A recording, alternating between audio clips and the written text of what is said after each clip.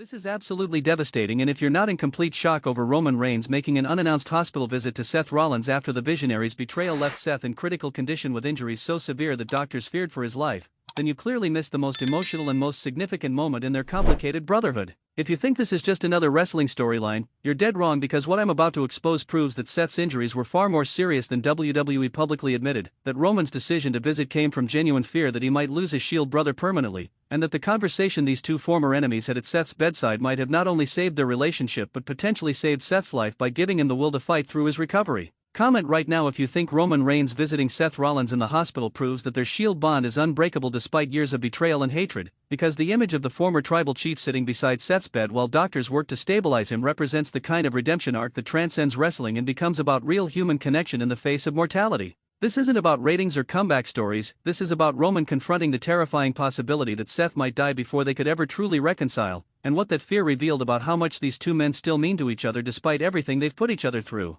The stakes have never been higher. Let me break down exactly what happened, because the full severity of Seth's condition and the circumstances of Roman's visit have been deliberately downplayed by WWE to avoid panic and negative publicity, but the truth is far more serious and far more emotionally powerful than what's been officially reported. After the Visionaries' brutal attack on Raw, where they systematically destroyed Seth with the help of Brock Lesnar, Seth was immediately transported to a nearby trauma center, not just a regular hospital, because the extent of his injuries required specialized emergency care. The official WWE statement mentioned broken ribs and a concussion, but according to sources with direct knowledge of Seth's condition, the reality was far more life-threatening. Seth had suffered multiple fractured ribs, but one of those fractures had caused a punctured lung that was filling with fluid and compromising his breathing. He had severe internal bleeding that required emergency surgery. The head trauma wasn't just a standard concussion, it was a traumatic brain injury with swelling that doctors were monitoring for potential complications that could be fatal. Seth was in the ICU, intubated to help him breathe, sedated to reduce brain activity and allow the swelling to decrease, surrounded by machines monitoring every vital sign. The doctor's initial prognosis was grim. They told Seth's wife Becky Lynch that the next 48 hours would be critical and that there was genuine concern about whether Seth would survive, let alone ever wrestle again.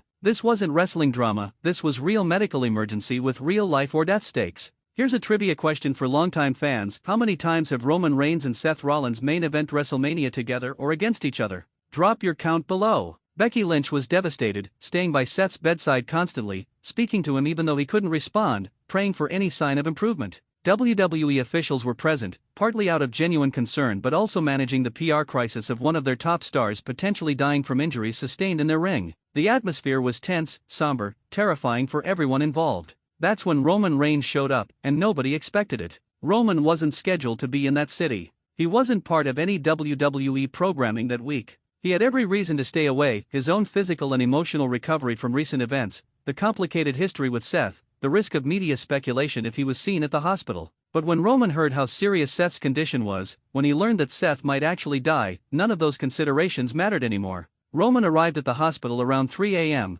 deliberately choosing a time when media presence would be minimal and he could visit without creating a spectacle. He was wearing a hoodie and sunglasses, trying to remain inconspicuous, but his size and presence made him recognizable to hospital staff, who quickly realized who he was and why he was there. Security initially tried to limit his access because only immediate family was being allowed in the ICU, but Becky Lynch personally approved Roman's visit, understanding that Roman needed to see Seth and that Seth, if he could perceive anything, would want Roman there. Drop a comment: does Roman Reigns showing up at 3 a.m. when Seth was fighting for his life prove that their brotherhood is more real than any storyline? Let me know your take. Roman's first sight of Seth in that hospital bed was reportedly crushing. Seth, who's always been so vibrant and full of energy, was lying motionless, pale, connected to multiple machines, breathing through a tube, looking fragile in ways Roman had never seen. According to sources who witnessed Roman's reaction, he had to steady himself against the wall when he first saw Seth, the reality of how close he came to losing his brother hitting him with overwhelming force. Roman pulled a chair close to Seth's bed and just sat there initially, not speaking, not touching, just processing the sight of his brother in this condition. Becky, who was on the other side of the bed holding Seth's hand, reportedly told Roman, "He's fighting. The doctors say he's a fighter.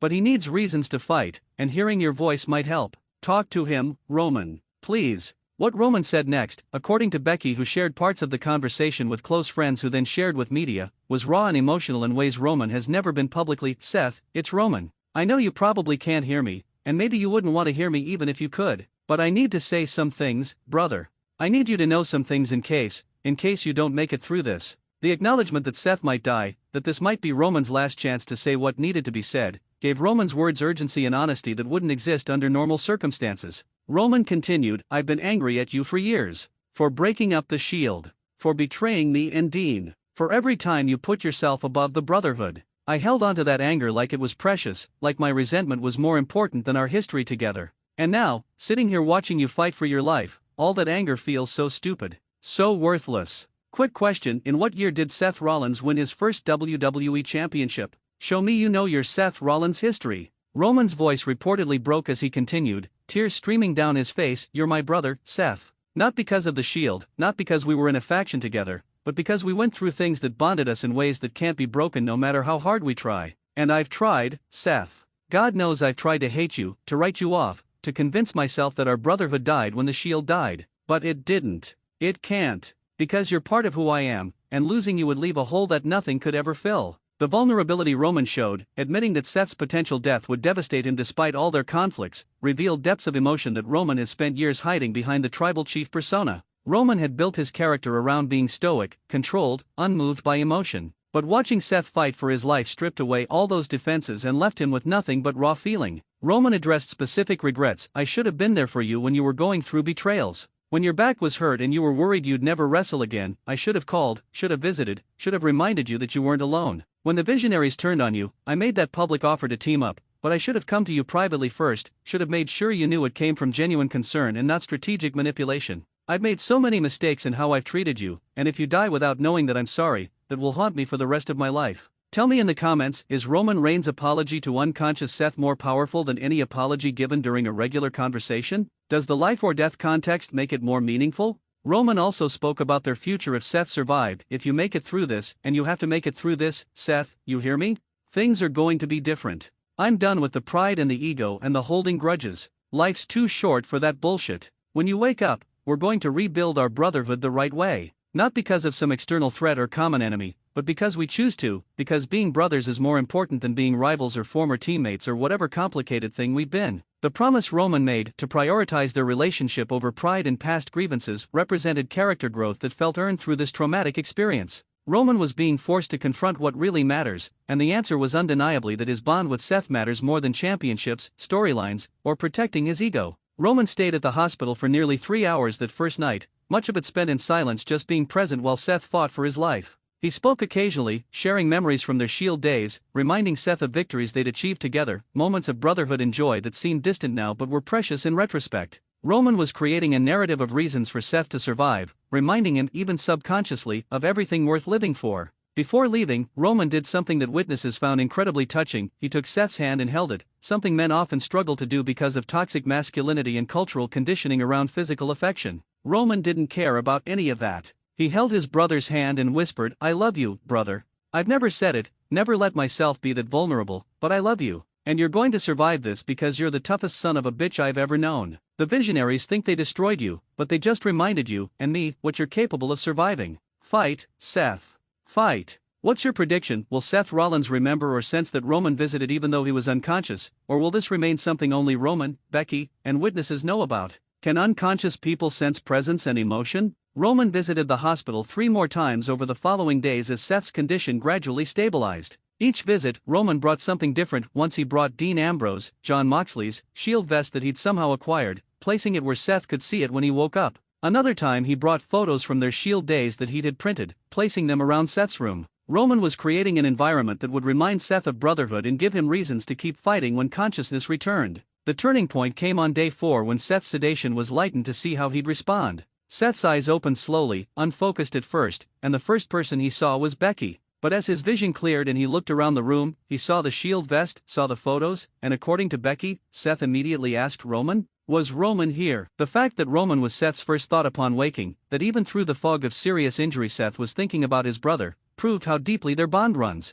Becky confirmed that Roman had visited multiple times, had spent hours at Seth's bedside, had poured his heart out in ways she'd never witnessed from Roman before. Seth's reaction was to start crying, not from pain, though he was certainly in pain, but from emotion. The wall Seth had built up around his feelings about Roman, the resentment and hurt he'd carried, all of it crumbled in the face of learning that Roman had been there when Seth was at his most vulnerable. Roman was called immediately when doctors confirmed Seth was awake and stable enough for visitors. Roman arrived within the hour, And what happened when he walked into Seth's room and Seth was actually conscious to see him was, according to everyone present, one of the most emotional moments any of them had ever witnessed between two men. Here's a question about their history: how many times have Roman and Seth faced each other in singles matches throughout their entire WWE careers? Test your knowledge. Seth's first words to Roman were weak but clear: "You came. Even after everything, you came." Roman's response was to walk directly to Seth's bedside, and against every instinct he had about maintaining masculine stoicism, Roman hugged Seth as carefully as possible given Seth's injuries. "Of course I came, you idiot. You're my brother. Brothers show up." The conversation that followed was remarkably honest and healing for both men. They addressed the Shield's breakup, with Seth finally able to articulate that his betrayal wasn't about not loving Roman and Dean but about fear that he'd never get an opportunity if he didn't take it. Roman admitted that his anger at Seth had been partially about jealousy that Seth had the courage to make a move that Roman had been too comfortable and complacent to make. They discussed the bloodline and the Visionaries, with both men acknowledging that they'd repeated the Shield's patterns, building factions based partially on control and ego rather than genuine partnership. They recognized that both of them had become versions of what they'd once fought against, and that this near-death experience was forcing them to re-evaluate everything about how they approached their careers and relationships. Seth asked Roman about the offer to team up, and Roman clarified that it wasn't just strategic, it was genuine need to have his brother in his life again. "I'm done fighting you, Seth. I'm done with the rivalry and the one-upmanship and the trying to prove who's better. Life's too short, and we both know it now. If you want to team up against our enemies, great. If you just want to be brothers again without the wrestling politics, that's fine too. I just need you in my life in some capacity because losing you, almost losing you, made me realize how empty everything feels without you. Tell me your honest take: should Roman and Seth's reconciliation be kept private and personal, or should it become part of WWE storylines? Can genuine emotion be effectively used in entertainment?" The impact of Roman's visits on Seth's recovery has been measurable according to medical staff. Patients with strong emotional support and reasons to live consistently recover better and faster than isolated patients. Knowing that Roman, despite all their history, had been there, had cared enough to show up in the middle of the night, had held his hand and told him he loved him, that gave Seth motivation to push through the painful rehabilitation that was necessary. Seth's physical recovery has been faster than doctors initially expected, though he still faces months of rehabilitation before potentially returning to wrestling. The psychological recovery, dealing with the trauma of the attack, the near-death experience, the betrayal by the Visionaries, is being supported not just by professional counseling but by renewed connections with the people who genuinely care about him, with Roman being primary among them. The wrestling community's reaction to learning about Roman's hospital visits, details that leaked despite attempts at privacy, has been overwhelmingly positive. Fans are emotional about the genuine brotherhood these two men share. Fellow wrestlers have expressed respect for Roman prioritizing human connection over business considerations or maintaining his tough guy character. The implications for their future, both professionally and personally, are profound. Roman and Seth have agreed to rebuild their relationship slowly, focusing on genuine friendship before making any decisions about professional partnerships. They're in regular contact, visiting each other when possible, having the kinds of honest conversations they should have been having for years but were prevented by pride and hurt feelings. One final question: if Seth Rollins makes a full recovery and returns to wrestling, should his first match back be alongside Roman Reigns to show their brotherhood restored, or should he return independently? What's best for his story? The lesson about mortality, relationships, and priorities is powerful and extends beyond just these two men. Seth's near-death experience forced both him and Roman to confront what really matters, not championships or main event status or being proven right in arguments, but the people who've been with you through the battles, who know you at your core, who care about you as a human rather than as a performer or draw or storyline device. Now I want to hear from you, the Wrestling Newsletter family. Tell me in the comments, did Roman's hospital visits prove the Shield brotherhood is unbreakable? Should Seth and Roman's reconciliation be part of WWE storylines? Is Seth's survival and recovery more important than any return to wrestling? Should Roman share what he said to unconscious Seth? Will this lead to a genuine Shield reunion built on authentic brotherhood? Is this the most emotional wrestling story of the decade? Smash that like button if Roman visiting Seth's hospital bed made you believe in genuine brotherhood. Destroy that like button if you think human connection should always take priority over entertainment. We need maximum engagement. Subscribe to Wrestling Newsletter because we're covering the real human stories behind wrestling that remind us why these relationships matter. Share this video with every wrestling fan because Roman Reigns visiting critically injured Seth Rollins represents everything that's beautiful about wrestling brotherhood. Seth survived. Roman showed up. Brotherhood was restored. And sometimes the most powerful wrestling stories aren't about title wins or revenge, they're about human beings remembering that love and connection matter more than pride or past conflicts. This is real. This is powerful. This is what brotherhood looks like when life or death stakes strip away everything else. Believe in the bond.